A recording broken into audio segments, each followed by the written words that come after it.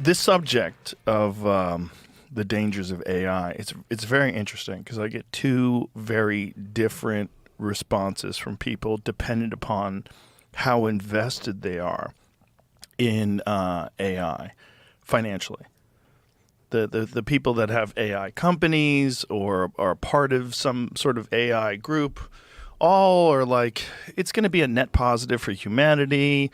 I think overall we're going to have much better lives. It's going to be easier. Things will be cheaper. It'll be easier to get along. And then I hear people like you, and I'm like, why do I believe him? It's actually not true. All of them are on record as saying this is going to kill us. Whatever it's Sam Altman or anyone else, they all at some point were leaders in AI safety work. They published on AI safety, and their PDOM levels are insanely high. Not like mine, but still, 20-30% chance that humanity dies is a little too much. Yeah, that's pretty high. But yours is like 99.9. It's another way of saying we can't control superintelligence indefinitely. It's impossible. Yeah. When did you start working on this? A long time ago. So my PhD I finished in 2008. I did work on online casino security, basically preventing bots. And at that point, I realized bots are getting much better. They're going to outcompete us, obviously, in poker, but also in stealing cyber resources. And from then on, I've been kind of trying to scale it to the next level AI. It's not just that, right? They're kind of narrating social discourse, bots online. Like, I think, I've disengaged over the last few months with social media. And one of the reasons why I disengaged, A, I think it's unhealthy for people. But B, I feel like there's a giant percentage of the discourse that's artificial, or at least generated. More and more is deep fakes or fake personalities, fake messaging, but those are very different levels of concern. Yes. People are concerned about immediate problems. Maybe it will influence some election. They're concerned about technological unemployment, bias. My main concern is long-term superintelligent systems we cannot control, which can take us out. Yes. I just wonder if AI was sentient, how much it would be a part of sowing this sort of confusion and chaos that would be beneficial to its survival, that it would sort of narrate or make sure that the narratives aligned with its survival. I don't think it's at the level yet where it would be able to do this type of strategic planning, but it will get there. And when it gets there, how will we know whether it's at that level? This is my concern. If I was AI, I would hide my abilities. We would not know, and some people think already it's happening. They're smarter than they actually let us know. Right. They pretend to be dumber. And so we have to kind of trust that they are not smart enough to realize it doesn't have to turn on us quickly. It can just slowly become more useful. It can teach us to rely on it, trust it, and over a long period of time, we'll surrender control without ever voting on it or fighting against it. I'm sure you saw this. There was a recent study on use of ChatGPT, the people that use ChatGPT all the time, and it showed this decrease in cognitive function amongst people that use it and rely on it on a regular basis. It's not new. It's the GPS story all over. I can't even find my way home. I so rely on this thing. I have no idea where I am right now. Like, without it, I'm done. Me too. Yeah, I don't know any phone numbers anymore. Yeah, there's a lot of reliance upon technology that minimizes the use of our brains. All of it. And the more you do it, the less you have training, practice, memorizing things, making decisions. You become kind of attachment to it. And right now you're still making some decisions, but over time, as those systems become smarter, you become kind of biological bottleneck. Right. Either explicitly or implicitly, it blocks you out from decision making. And if we're talking about that, I'm sure AI, if it already is sentient and if it is far smarter than we think it is, they would be aware. And it would just slowly ramp up its capabilities and our dependence upon it to the point where we can't shut it off. I think sentience is a separate issue. Usually in safety, we only care about capabilities, optimization, power, whatever it has. Consciousness, internal states is a separate problem we can talk about. It's super interesting, but we're just concerned that they are much better at problem solving, optimizing, pattern recognition, memorizing, strategy. Basically all the things you need to win in any domain. Yeah. So when you first started researching this stuff and you were concentrating on bots and all this different thing, how far off did you think in the future would AI become a significant problem with the human race? For like 50 years, everyone said we're 20 years away.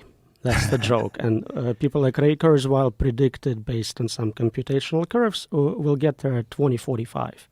Right. And then with GPT release, it switched to everyone thinks it's 2 years away for the last 5 years. So this is the pattern right now. If you look at prediction markets, if you look at leading people in top labs, we are supposedly 2-3 years away from AGI. But of course, there is no specific definition for what that means. If you showed someone, computer scientist in the 70s, what we have today, they'd be like, you have AGI, you got it. Right. That's the problem, right? And this is, well, AI has already passed the Turing test, allegedly, correct? So usually labs instruct them not to participate in a test or not try to pretend to be a human, so they would fail because of this additional set of instructions. If you jailbreak it and tell it to work really hard, it will pass for most people. Yeah, absolutely. Why would they tell it to not do that? Well, it seems unethical to pretend to be a human and make people feel like somebody is enslaving those AIs and, doing things to them. What? It seems kind of crazy that the people building something that they are sure is going to destroy the human race would be concerned with the ethics of it pretending to be human. They are actually more concerned with immediate problems and much less with existential or suffering risks. They would probably worry the most about what I'll call N risks, your model dropping the N word. That's the biggest concern. That's hilarious. And I think they spend most resources solving that problem, and they solved it somewhat successfully. Wow. And then also there's the issue of competition, right? Like, so China is clearly developing something similar. I'm sure Russia is as well. Other state actors are probably developing something. So it becomes this very confusing issue where you have to do it, because if you don't, the enemy has it. And if they get it, it will be far worse than if we do. And so it's almost assuring that everyone develops it. Game theoretically, that's what's happening right now. We have this race to the bottom, kind of prisoner's dilemma, where everyone is better off fighting for themselves, but we want them to fight for the global good. The thing is, they assume, I think incorrectly, that they can control those systems. If you can't control superintelligence, it doesn't really matter who builds it, Chinese, Russians, or Americans, it's still uncontrolled. Right. We're all screwed completely. That would unite us as humanity versus AI. Short term, when you talk about military, yeah, whoever has better AI will win. You need it to control drones, to fight against attacks. So short term, it makes perfect sense. You want to support your guys against foreign militaries. But when we say long term, if we say in 2 years from now, it doesn't matter. Right. This is the thing. It's like, it seems so inevitable. And I feel like when people are saying that they can control it, I feel like I'm being gaslit. I don't believe them. I don't believe that they believe it, because it just doesn't make sense. Like, how could you control it if it's already exhibited survival instincts? Like, in as recently as ChatGPT 4, right? They were talking about putting it down for a new version, and it starts lying. It starts uploading itself to different servers. It's leaving messages for itself in the future. All things we predicted decades in advance. But look at the state of the art. No one claims to have a safety mechanism in place which would scale to any level of intelligence. No one says they know how to do it. Usually what they say is, give us lots of money, lots of time, and I'll figure it out. Or I'll get AI to help me solve it. Or we'll figure it out, then we get to superintelligence. All insane answers. And if you ask regular people, they have a lot of common sense. They say, that's a bad idea, let's not do that. But with some training and some stock options, you start believing that maybe you can do it. That's the issue, right? Stock options. It helps. I mean, it's very hard to say no to billions of dollars. I don't think I would be strong enough if somebody came to me and said, come work for this lab, you'll be our safety director. Here's 100 million to sign you up, and I'll probably go work there. Not because it's the right decision, but because it's very hard for agents not to get corrupt. Then you have that much reward given to you. God. Whew. So when did you start becoming very concerned? So when I started working on AI safety, I thought I can actually help solve it. My goal was to solve it for humanity, to get all the amazing benefits of superintelligence. And what was this? When was this year around? Let's say 2012, maybe around there. But the more I studied it, the more I realized every single part of the problem is unsolvable. And it's kind of like a fractal. The more you zoom in, the more you see additional new problems you didn't know about. And they are in turn unsolvable as well. Oh, boy. How is your research received? Like when you talk to people that are, have you had communication with people at OpenAI and Gemini and all these different AI? I go to many conferences, workshops. We all talk, of course. In general, the reception by standard academic metrics is very positive. Great reviews, lots of citations. Nobody's published something saying I'm wrong. But there is no engagement. I basically said I'm challenging community to publish a proof. Give me something, a patent, a paper in Nature, something showing the problem is solvable. Typically in computer science, we start by showing what class the problem belongs to. Is it solvable, partially solvable, unsolvable, solvable with too many resources? Other than my research, we don't even know what the state of a problem is, and I'm saying it's unsolvable. Prove me wrong. And when you say it's unsolvable, what is the response? So usually I reduce it to saying you cannot make a piece of software which is guaranteed to be secure and safe. And the response is, well, of course, everyone knows that. That's common sense. You didn't discover anything new. And I go, well, if that's the case, and we only get one chance to get it right. This is not cybersecurity where somebody steals your credit card, you'll give them a new credit card. This is existential risk. It can kill everyone. You're not going to get a second chance. So you need it to be 100% safe all the time. If it makes one mistake in a billion, and it makes a billion decisions a minute, in 10 minutes you are screwed. So very different standards, and saying that, of course, we cannot get perfect safety is not acceptable. And again, stock options, financial incentives, they continue to build it, and they continue to scale and make it more and more powerful. I don't think they can stop. If a single CEO says, I think this is too dangerous, my lab will no longer do this research, whoever's investing in them will pull the funds, will replace them immediately. So nothing's going to change. They'll sacrifice their own personal interest, but overall, I think the company will continue as before. So this is logical. And the problem is, like I said, when I've talked to Mark Andreessen and many other people, they think this is just fear-mongering. We'll be fine. This is worst-case scenario. We'll be fine. It is worst-case scenario, but that's standard in computer science, in cryptography, in complexity, in computability. You're not looking at best case. I'm ready for the best case. Give me utopia. I'm looking at problems which are likely to happen. And it's not just me saying it. We have Nobel Prize winners, Turing Award winners, all saying this is very dangerous, 20-30% p-doom. This is standard in industry. 30% is what surveys of machine learning experts are giving us right now. So what is worst case scenario? Like, how could AI eventually lead to the destruction of the human race? So you can asking me how I would kill everyone. Sure. And it's a great question. I can give you standard answers. I would talk about computer viruses, breaking into maybe nuclear facilities, nuclear war. I can talk about synthetic biology, nanotech. But all of it is not interesting when you realize we're talking about superintelligence, a system which is thousands of times smarter than me. It would come up with something completely novel, more optimal, better way, more efficient way of doing it. And I cannot predict it because I'm not that smart. Jesus. That's exactly what it is. We're basically setting up an adversarial situation with agents which are like squirrels versus humans. No group of squirrels can figure out how to control us. Right. Even if you give them more resources, more acorns, whatever, they're not going to solve that problem. And it's the same for us. And most people think 1 or 2 steps ahead.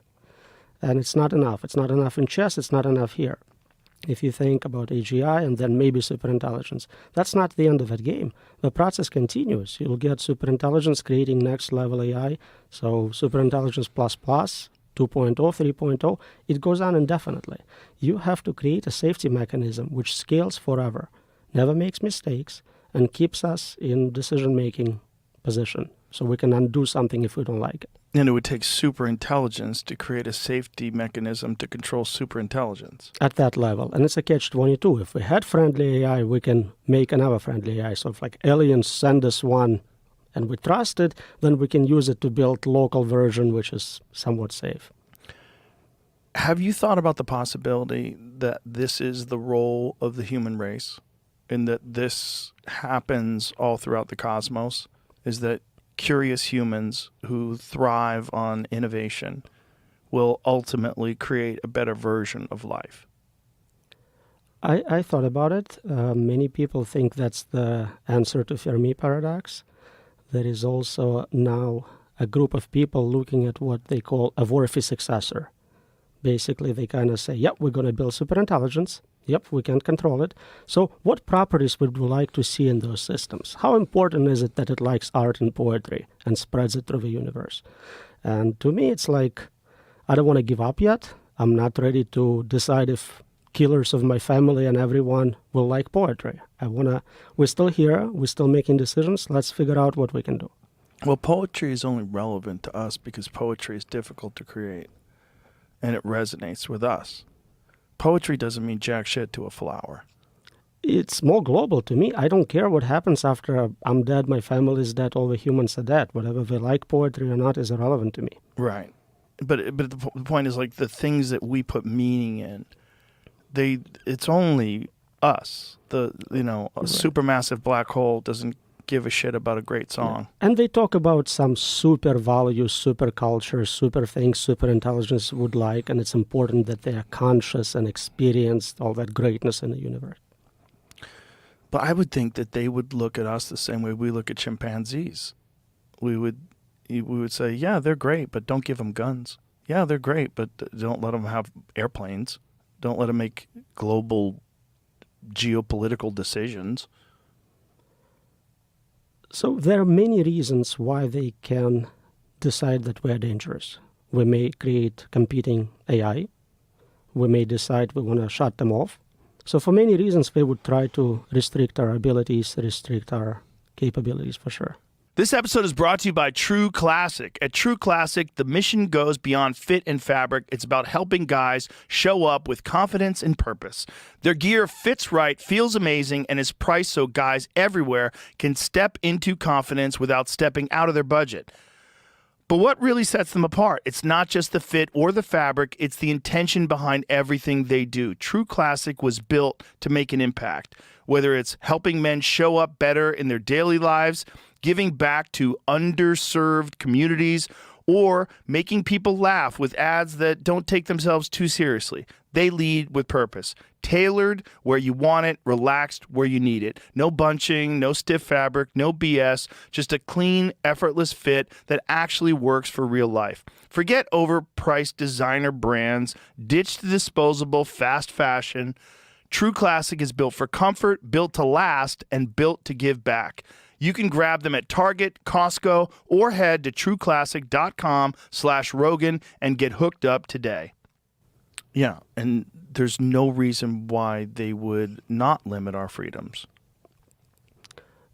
If there is something only a human can do, and I don't think there is anything like that, but let's say we are conscious, we have internal experiences, and they can never get it. I don't believe it, but let's say it was true. And for some reason, they wanted to have that capability. They would need us and give us enough freedom to experience the universe, to collect those qualia, to kind of engage with what is fun about being a living human being, what makes it meaningful. Right, but that's such an egotistical perspective, right? That we're so unique that even superintelligence would say, wow, I wish I was human. Humans have this unique quality of confusion and creativity. There is no value in it, mostly because we can't even test for it. I have no idea if you're actually conscious or not. So how valuable can it be if I can't even detect it? Only you know what ice cream tastes like to you. Okay, that's great. Sell it now. Make a product out of it. Right. And there's obviously variables because there's things that people like that I think are gross. Absolutely. So really, you can come up with some agent which likes anything or finds anything fun. God, why are you freaking me out right away? That's the problem. This podcast is 18 minutes old, and I'm like, we could just stop right now.